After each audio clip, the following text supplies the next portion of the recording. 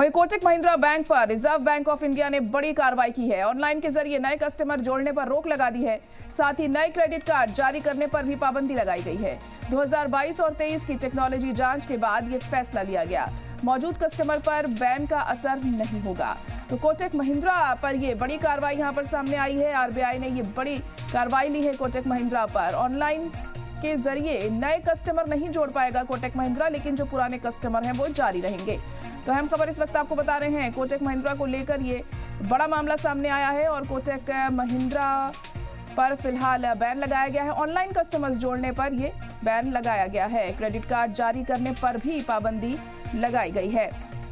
तो ऑनलाइन के जरिए आप कस्टमर नहीं जोड़ सकते हैं, ये कहा गया है कोटक महिंद्रा को। नए क्रेडिट कार्ड भी जारी करने पर पाबंदी लगाई गई है। 2022-23 की टेक्नोलॉजी जांच के बाद ये बड़ा फैसला यहाँ पर लिया गया है और अब कब तक कोटक महिंद्रा को इस मामले में राहत मिलती है ये देखना होगा। लेकिन फिलहाल आपको बता दें, जो कस्टमर्स अभी हैं, जो जारी हैं, उन पर किसी तरह की कोई रोक टोक नहीं है, लेकिन नए कस्टमर्स नहीं जोड़ पाएगा कोटक महिंद्रा फिलहाल ऑनलाइन। तो बड़ी कार्रवाई यहाँ पर कोटक महिंद्रा पर की गई है। रिजर्व बैंक ऑफ इंडिया ने की है ये कार्रवाई। ऑनलाइन के जरिए कस्टमर नहीं जोड़ पाएगा कोटक महिंद्रा, उस पर रोक लगाई गई है कि आप ऑनलाइन कस्टमर्स नहीं जोड़ सकते हैं।